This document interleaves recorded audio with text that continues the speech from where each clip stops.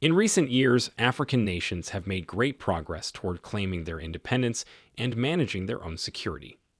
Their choice to expel Western troops from their nations is a reflection of this.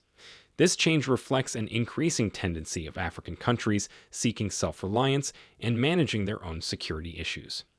The United States has kept a sizable military presence in Africa for many years, but a new pattern points to a change in approach.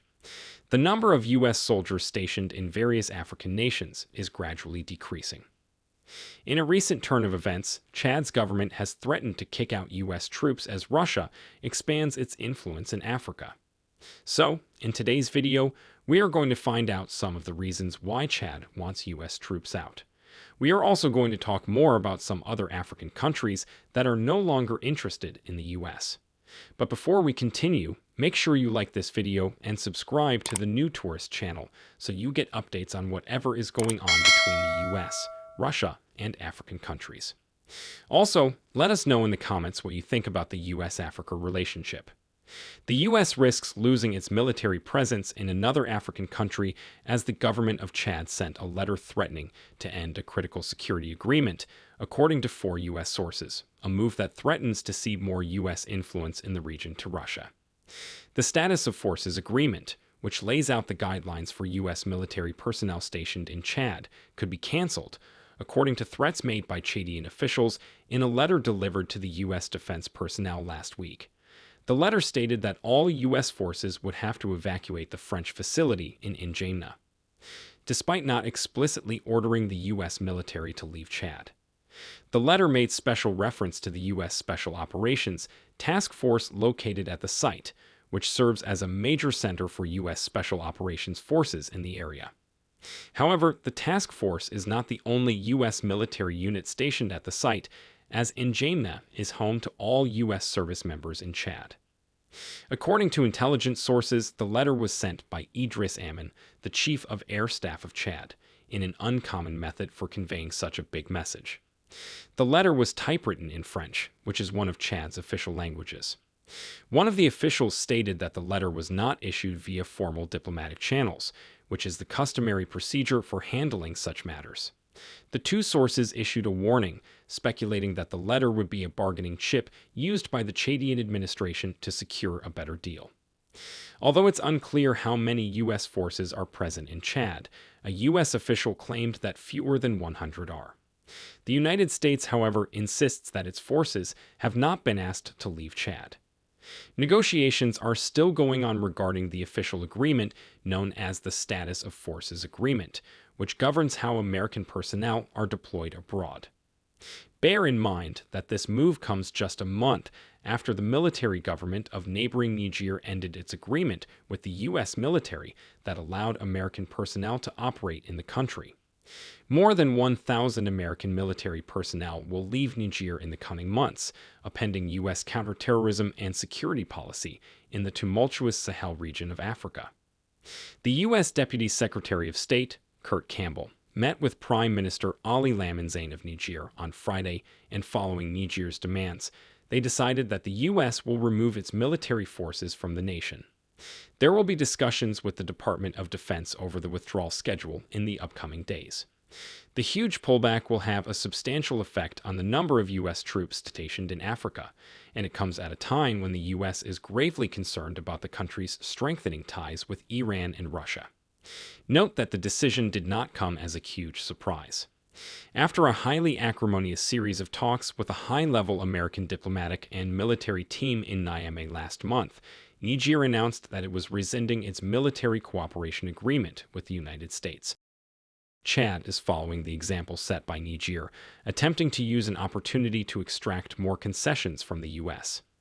The decision comes at a crucial moment for U.S. interests in Africa, given that American officials have cautioned that Russian influence is spreading throughout the continent. Last summer, the U.S. troops stationed in Niger became inactive after a military coup that pushed out the democratically elected president, Mohamed Bazoum, and installed the military leaders. It's vital to remember that while ties between the U.S.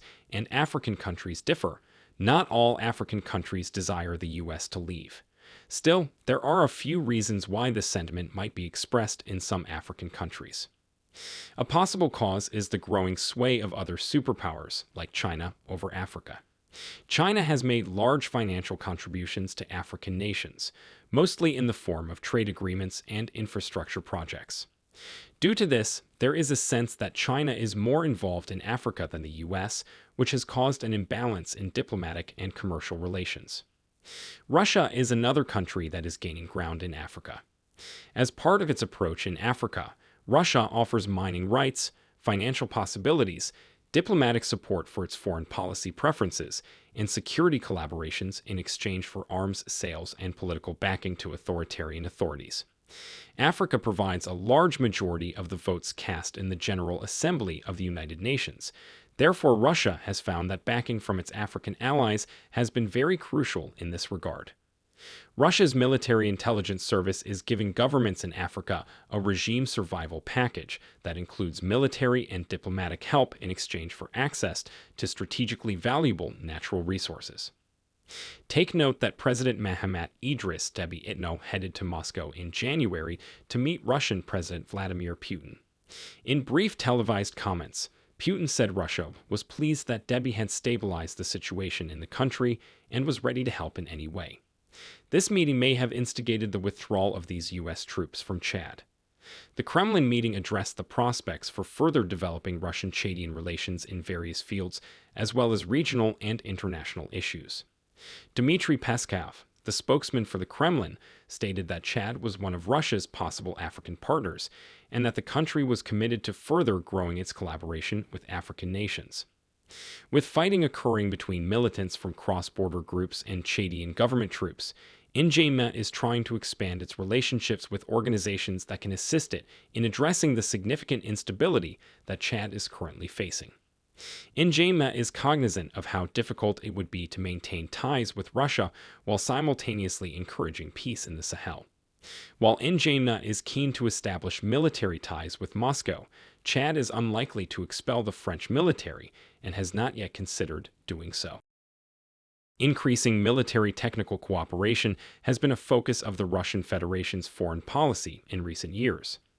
The main objectives of Russia's military technical cooperation with African nations are the resolution of local conflicts, the containment of terrorist threats, and the fight against the continent's growing terrorist population, as the Russian Foreign Ministry has repeatedly clarified in statements made available on its website.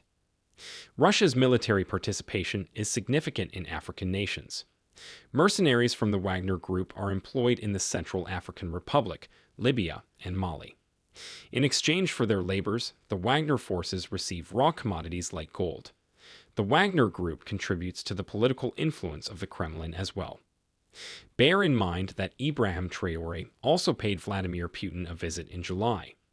In the same light, Russia reopened its embassy in Burkina Faso in December, which it had closed in 1992, thus continuing a rapprochement with this Sahelian country.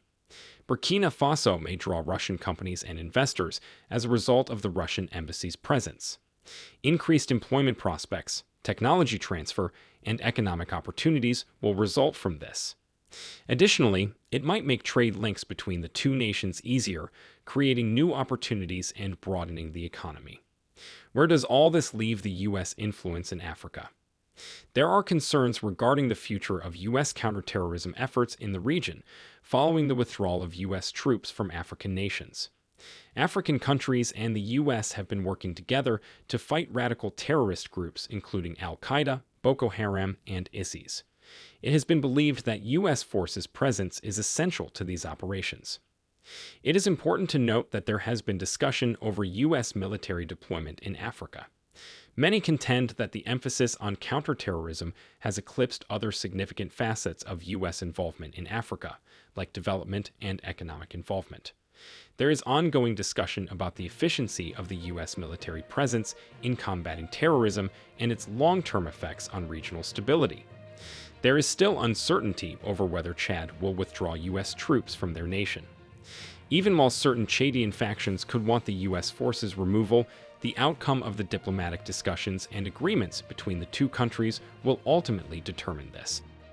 Like every other independent country, Chad is entitled to decide whether or not foreign armed forces are present inside its boundaries. but it's important to be aware of the possible repercussions of this choice. Historically, the U.S. military's involvement in Chad has been essential to preserving regional security and fighting terrorism. Therefore, any decision to withdraw these forces should be carefully weighed against the potential impact on security and stability in the region. The decision to withdraw U.S. forces from Chad rests with the different governments and their dedication to common objectives. Maintaining Chad's sovereignty while putting regional security first calls for a careful balancing act.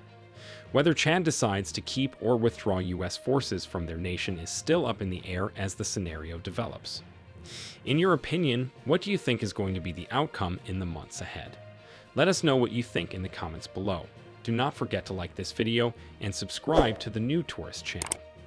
Turn on notifications too so you get notified whenever we upload videos like this. Thanks for watching and see you in our next video.